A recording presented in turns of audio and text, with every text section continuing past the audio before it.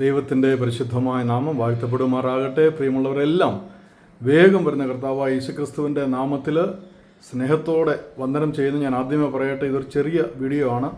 അപ്പോൾ തന്നെ ഇത് പരിശുദ്ധാത്മാവിൽ സ്നാനം എന്നുള്ള വിഷയവുമായി ബന്ധപ്പെട്ടതാണ്. അതുകൊണ്ട് ആ വിഷയത്തെക്കുറിച്ച് ഗ്രഹിക്കുവാൻ, അറിയുവാൻ ആഗ്രഹമുള്ളവർ മാത്രം നിങ്ങളുടെ സമയം ഇതിനായിട്ട് ചെലവഴിച്ചാൽ മതി. അല്ലാത്തവർക്ക് ദയവേത് സ്കിപ്പ് ചെയ്ത് പോകാം. കർത്താവ് അനുഗ്രഹിക്കട്ടെ.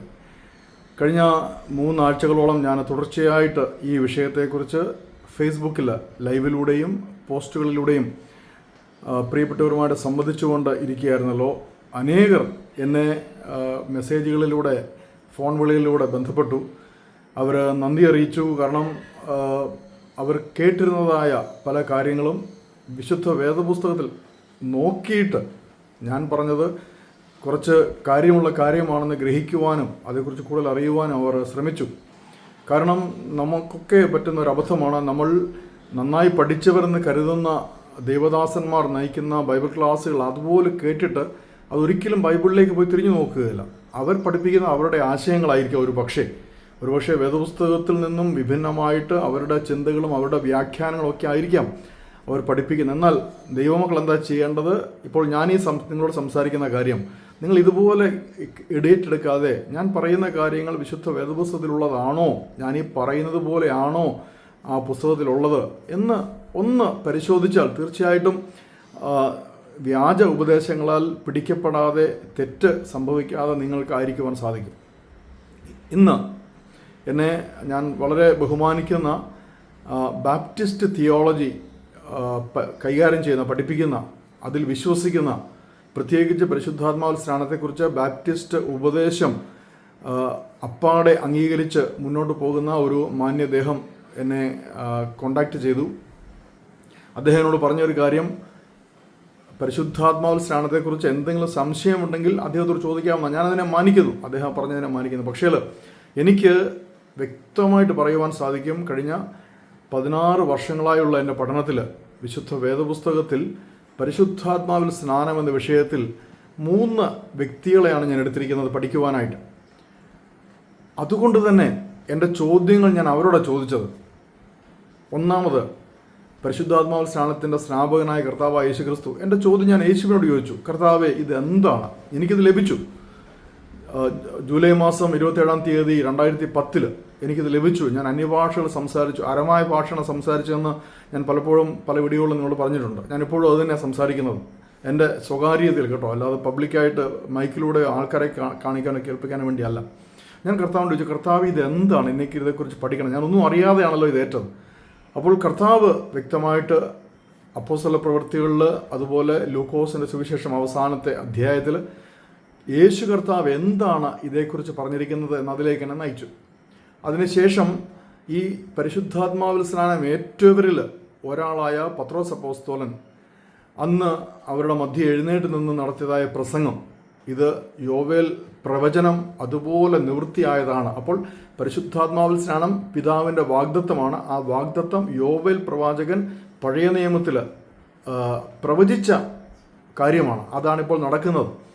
അപ്പോൾ തന്നെ ലൂക്കോസ് എഴുത്തുകാരൻ, അദ്ദേഹം വളരെ വിദ്യാസമ്പന്നനാണ്. അദ്ദേഹം എല്ലാം നന്നായിട്ട് പരിശോധിച്ചിട്ടാണ് അപ്പോസ്തല പ്രവൃത്തിയിൽ എഴുതിയിരിക്കുന്നത്. കേട്ടുകേഴ്വി എഴുതിയതല്ല, റെക്കോർഡുകൾ പരിശോധിച്ച്, മറ്റുള്ളവരുടെ വായ്മൊഴികൾ പരിശോധിച്ച് എഴുതിയതാണ് അപ്പോസ്തല പ്രവൃത്തി എന്ന ചരിത്ര പുസ്തകം.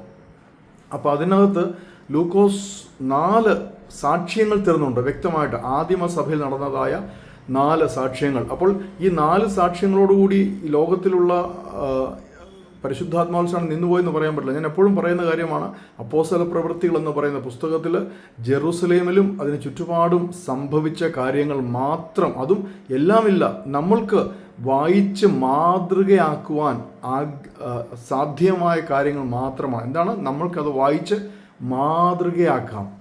നമുക്ക് ഒരു സംശയം ഉണ്ടാകുമ്പോൾ നമുക്ക് അപ്പോസ്തല പ്രവൃത്തികളുള്ള പുസ്തകങ്ങളിൽ പോയിട്ട് നോക്കാം, ഇതിങ്ങനെ തന്നെയാണോ എന്ന്. അപ്പോൾ ഈ 4 സാക്ഷ്യങ്ങളും ലൂക്കോസ് ശിഷ്യനായ ലൂക്കോസ് എഴുതിയ 4 സാക്ഷ്യങ്ങൾ, പത്രോസ് അപ്പോസ്തലൻ അതേക്കുറിച്ച് വ്യക്തമായി പഴയ നിയമത്തെ ഉദ്ധരിച്ചുകൊണ്ട് പറഞ്ഞതും ഇത് എപ്പോൾ സംഭവിക്കാം എന്ന ഒരു സൂചനയും തന്നുകൊണ്ട് പത്രോസ് അപ്പോസ്തലൻ പ്രസംഗിച്ചതായ പ്രസംഗം സ്നാപകനായ യേശുക്രിസ്തു യാതൊരു സംശയത്തിനും വഴിവെക്കാതെ വ്യക്തമായി പഠിപ്പിച്ചതും അപ്പോസ്തല പ്രവൃത്തികൾ അത് സംഭവിച്ചതുമായ കാര്യങ്ങൾ യേശുക്രിസ്തു പറഞ്ഞു പോയെങ്കിൽ നമുക്കത് പിന്നെ ചിന്തിക്കാൻ മതി. പക്ഷേ യേശു കർത്താവ് പറഞ്ഞ് 10-ാം ദിവസം അത് സംഭവിച്ചു വ്യക്തമായിട്ട്. അത് ലൂക്കോസ് എഴുതി വച്ചിരിക്കുന്നു. ഇത്രയും വ്യക്തമായിട്ട് നമ്മുടെ മുമ്പിൽ കാര്യങ്ങൾ അവതരിപ്പിക്കപ്പെട്ടിരിക്കുമ്പോൾ നമുക്കെന്ത് സംശയം?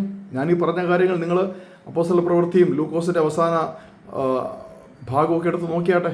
അവിടെ വേദപുസ്തകത്തിൽ ഉണ്ടോ എന്ന് നോക്കിയേ. കുറച്ച് സമയം ചെലവഴിച്ചതിന് വേണ്ടി ഞാൻ ചെലവഴിച്ചു നല്ലതുപോലെ. അപ്പോൾ എനിക്ക് പരിശുദ്ധാത്മാവിൽ സ്നാനം എന്ന വിഷയത്തിൽ ഈ നിമിഷം യാതൊരു വിധത്തിലുള്ള സംശയങ്ങളില്ല. ഇത് ഞാൻ അദ്ദേഹത്തോട് പറഞ്ഞു, എനിക്ക് സംശയമില്ല. കാരണം യേശു കർത്താവും പത്രോസ് അപ്പോസ്തലനും ലൂക്കോസും എൻ്റെ സംശയങ്ങളെല്ലാം തീർത്തു തന്നു. നമ്മൾ ചെയ്യേണ്ടത് അത് വിശ്വസിക്കുക മാത്രമാണ്. ഞാനത് വിശ്വസിച്ചു. അത് അറിയുന്നതിന് മുൻപ് തന്നെ എന്നെ കർത്താവ് പരിശുദ്ധാത്മാവിൽ സ്നാനപ്പെടുത്തി. ഞാൻ സ്നാനപ്പെട്ടതിന് ശേഷമാണ് ഈ കാര്യങ്ങൾ അറിയുവാൻ ആഗ്രഹിച്ചത്. അപ്പോൾ പ്രിയമുള്ളവരെ, ആരും നിങ്ങളെ വിരുദ്ധ തെറ്റിക്കരുത്. ആരും പണ്ഡിതരെന്ന് പറഞ്ഞ അനേകർ വരാം. അനേക പണ്ഡിതർ ബൈബിൾ ക്ലാസ്സുകൾ നടത്താം. ഞാനൊന്ന് പറഞ്ഞു കൊള്ളട്ടെ. ഞാൻ കഴിഞ്ഞ ഒരു പോസ്റ്റ് ഇട്ടിരുന്നു. ബില്ലി ഗ്രഹാം എന്ന് പറഞ്ഞാൽ വലിയ ദൈവത്തിൻ്റെ ദാസൻ. അദ്ദേഹം ജീവിതം മുഴുവൻ കർത്താവിന് വേണ്ടി ഒഴിഞ്ഞു വെച്ച അനേക ലക്ഷങ്ങളെ കർത്താവിന് വേണ്ടി നേടിയ ആ ദേവദാസൻ, അദ്ദേഹം പരിശുദ്ധാത്മാവിൽ സ്നാനം എന്ന വിഷയത്തെക്കുറിച്ച് നടത്തിയ ഒരു പ്രസംഗം ഞാൻ ഇന്നലെ കേട്ട് എനിക്ക് വലിയ വിഷമം തോന്നി. കാരണം അദ്ദേഹം ബാപ്റ്റിസ്റ്റ് തിയോളജി പോലെയുള്ള തിയോളജികൾ വിശ്വസിച്ചിട്ട് പരിശുദ്ധാത്മാവിൽ സ്നാനത്തെക്കുറിച്ചുള്ള ദുർവ്യാഖ്യാനം അദ്ദേഹം വിശ്വസിച്ചതുകൊണ്ട് ആദിമ സഭ, അപ്പോസ്തലന്മാർ, ആദിമ ശിഷ്യന്മാർ അവരൊക്കെ ഏറ്റതായ ആ പരിശുദ്ധാത്മ സ്നാനത്തിൻ്റെ ആ സൗഭാഗ്യം അദ്ദേഹത്തിന് ഏൽക്കുവാൻ സാധിച്ചില്ലല്ലോ. ഇത് വലിയ വിഷമമുണ്ട്. ഇപ്പോഴും ലോകമെമ്പാടും കർത്താവിനെ പ്രസംഗിച്ചുകൊണ്ടിരിക്കുന്ന അനേക ബാപ്റ്റിസ്റ്റ്, ലൂതറൻ, പ്രൊട്ടസ്റ്റൻ്റ് ദേവദാസന്മാർ, വേർപെട്ട സഭയിലെ ബ്രദറൻ സഭയിലെ ദേവദാസന്മാർ, അവർ കഠിനാധ്വാനം ചെയ്യുക കർത്താവിന് വേണ്ടി. പക്ഷേ ഈ ഒരു ദുർവ്യാഖ്യാനത്തിൽ അവർ പെട്ടുപോയതുകൊണ്ട്, അവരുടെ ബാല്യം മുതൽ അവർ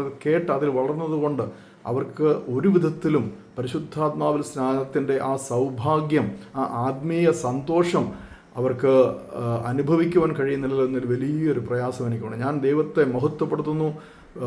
പെന്തക്കോസ്ത് സഭാ സമൂഹത്തിൻ്റെ കൂടെ ചേരുവാൻ കർത്താവ് എന്നെ സഹായിച്ചതില്ല. ഞാൻ ആദ്യം ഭയങ്കര എതിരായിരുന്നു പെന്തക്കോസ്തുകാരുമായിട്ട്. പക്ഷേ കർത്താവ് എന്നെ വഴി നടത്തി, എന്നെ അതോട് ചേർത്ത്. കാരണം അതുകൊണ്ട് പരിശുദ്ധാത്മാവിൽ സ്നാനമെന്ന വലിയ ഗൗരവമായ ആ സംഗതി, ഞാനൊരു കാര്യം പറയട്ടെ, പെന്തക്കോസ്ത് സമൂഹങ്ങളിൽ അത് വളരെ തെറ്റായിട്ട് ഉപയോഗിക്കുന്നുണ്ട്, തെറ്റായിട്ട് പ്രാക്ടീസ് ചെയ്യുന്നുണ്ട്. അന്യഭാഷയൊക്കെ പരിഹാസ്യ വിഷയമാക്കുന്നുണ്ട്. അത് എന്തുകൊണ്ടെന്നാൽ പെന്തക്കോസ്ത് സഭകളിൽ സ്വാതന്ത്ര്യം കൂടുതലാണ്.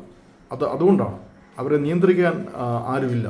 കാരണം അങ്ങനെയുള്ളൊരു സെറ്റപ്പാണ് പെന്തക്കോസ്ത് സഭകൾ. പക്ഷേ അപ്പോൾ തന്നെ ഞാൻ പറയട്ടെ, ഈ പരിശുദ്ധാത്മാവിൽ സ്നാനമെന്ന വിഷയത്തിൽ യഥാർത്ഥ ഉപദേശം പഠിപ്പിക്കുന്നത് പെന്തക്കോസ്ത് സമൂഹങ്ങൾ തന്നെയാണ്. വേറെ ആരും പഠിപ്പിക്കുന്നില്ല ഇന്ന് ലോകത്തിൽ. ഇത് നിങ്ങൾ വ്യക്തമായി മനസ്സിലാക്കുക. അതുകൊണ്ടാണ് ഞാൻ ഇക്കാര്യം വളരെ ഗൗരവമായിട്ട് നിങ്ങളോട് സംസാരിക്കുന്നത്.